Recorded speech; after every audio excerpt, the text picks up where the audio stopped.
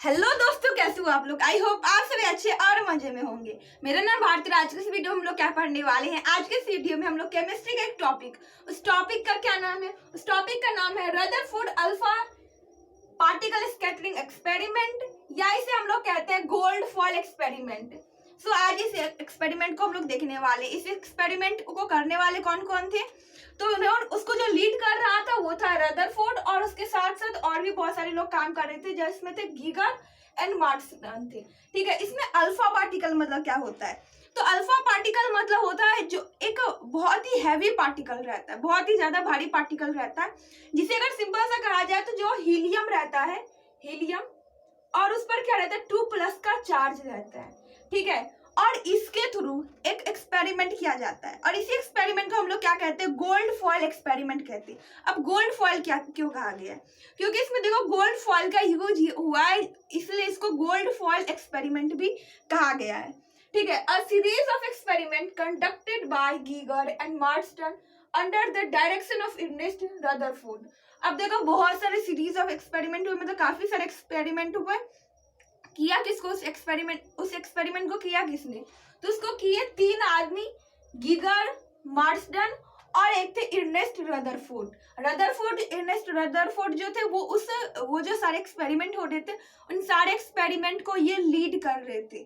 ठीक है, देखो अब अल्फा पार्टिकल को हम लोग रिप्रेजेंट कैसे करते हैं, तो अल्फा पार्टिकल कुछ ऐसे करके देखो इसको रिप्रेजेंट किया जाता है। बाय द वे इसके क्लास 9th में तो अभी कुछ पढ़ाया नहीं गया अल्फा पार्टिकल्स के बारे में, बट जैसे क्लास 10th में जाते हैं ना, इसमें अल्फा पार्टिकल, ये मैथ में ही चैप्टर आता है, अल्फा बीटा आता है। ठीक है, तो वहां पर इस अल्फा के बारे में आप लोग जान जाएंगे। अल्फा का सिंपल सा मीनिंग कहा जाए तो कि एक पार्टिकल हीलियम का जिसका पॉजिटिव 2+ चार्ज रहता है, मतलब एक ऐसा हैवी एटम या पार्टिकल जिसमें सिर्फ और सिर्फ पॉजिटिव चार्ज होती है, जिसमें कौन सी चार्ज होती है, सिर्फ और सिर्फ पॉजिटिव चार्ज होती है।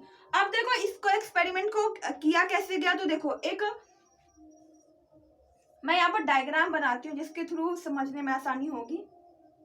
इसकी ये फ्लोरेसेंट स्क्रीन था,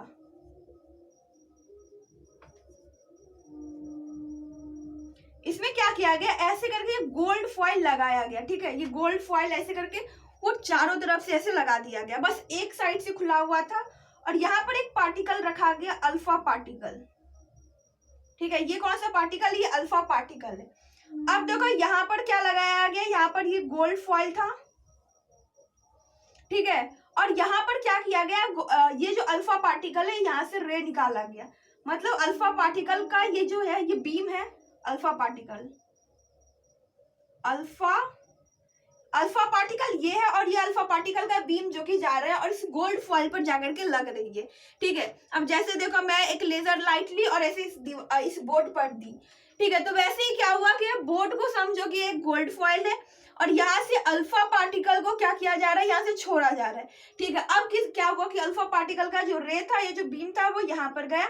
अब देखो उसके बाद होगा क्या, या तो वो होगा कि वो या तो स्कैटर्ड हो जाएगा, या वो तो एकदम 180 डिग्री का एंगल बनाएगा, या फिर वहां से बाउंस बैक हो जाएगा। यही सारे काम हो सकते हैं ना, तो वैसा ही कुछ हुआ यहाँ पर।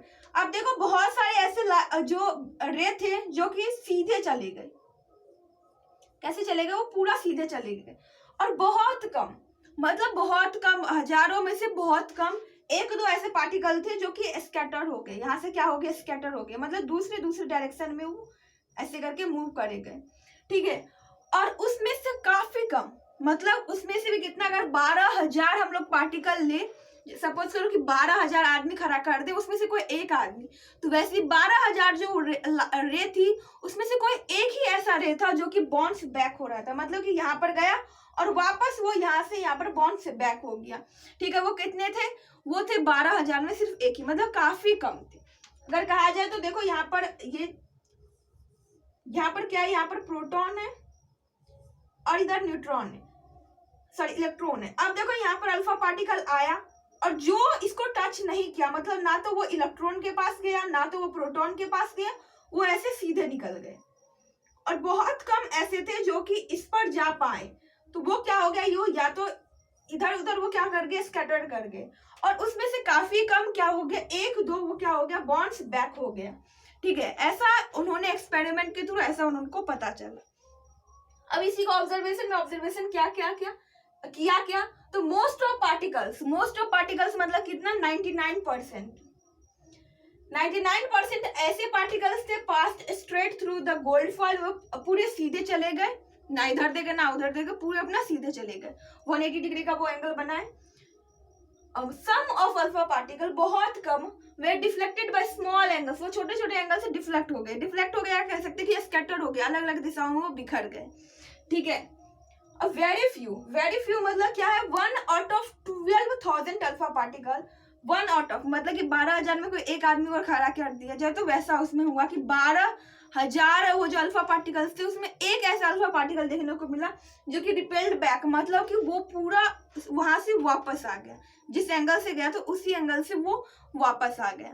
ठीक है, अब इसके थ्रू कंक्लूजन क्या निकलता है तो उसको हम लोग किसी और वीडियो में देखेंगे। इससे कंक्लूजन ये निकलता है कि वो जो एटम होता है, एटम में काफी सारा ऐसा जगह होता है जो कि खाली होती है, एम्प्टी स्पेस रहता है, तभी तो वो पूरा के पूरा सीधे चला गया, ना तो थोड़ा भी कुछ भी रिपेल हुआ, ना तो फिर वो स्कैटर हुआ, पूरा सीधा चला गया। सीधा जाने का मतलब क्या, सपोज करो मैं यहाँ से रे डाल रही हूँ और ये पूरा सीधा जा रहा है, सीधा जाने का मतलब कि इस बीच में कुछ भी नहीं है तभी तो वो सीधा जा रही है, अगर बीच में कुछ रहता है या तो वो स्कैटर कर जाती या वो बाउंस बैक हो जाता है। ठीक है, तो इससे क्या क्या पता चल पाया, पहला तो ये पता चला कि काफी सारा जगह जो एटम का है वो क्या है, खाली है। अब इससे होता क्या है, अब इससे थॉमसन का जो मॉडल था, वो जो वाटरमेलन मॉडल था और पुडिंग मॉडल जो था एटम का, वो दोनों फेल हो गया। क्यों? क्योंकि उसमें बोला गया कि पूरा जगह वो किससे भरा रहता है, प्रोटॉन से भरा रहता है, इलेक्ट्रॉन कहीं कहीं इम्बेडेड रहता है, अगर ऐसा कुछ रहता है तो वो स्कैटर्ड हो जाता है या बाउंस बैक हो जाता है, बट ऐसा कुछ नहीं हुआ। इससे ये प्रूफ हो गया कि वो जो रदरफोर्ड का जो एक्सपेरिमेंट था वो जो मॉडल था वो गलत हो गया।